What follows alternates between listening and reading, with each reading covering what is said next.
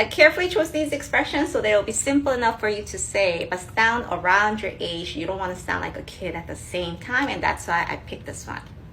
So the context behind this one is that you are, let's say, traveling together in a tour group or with your friends. Somebody's taking you along, and then you kind of politely ask, like, can I take a break? Instead of saying, I want to take a break. 쉬고 싶어요. Well, I will be taking a break, like no matter what. 쉴래요, you know? So it really fits in the context. Something that Google Translate or Papago won't do at this moment. And I also work as a certified rater for these proficiency exams for Korean. And these are really built for that speaking portion of those proficiency exams as well. So you still want to be able to produce in the 15 seconds they give you to say something back as a response. It really helps for you to have certain expressions in your head already to be able to say and generate your own responses. And these will be really great sentence starters for that.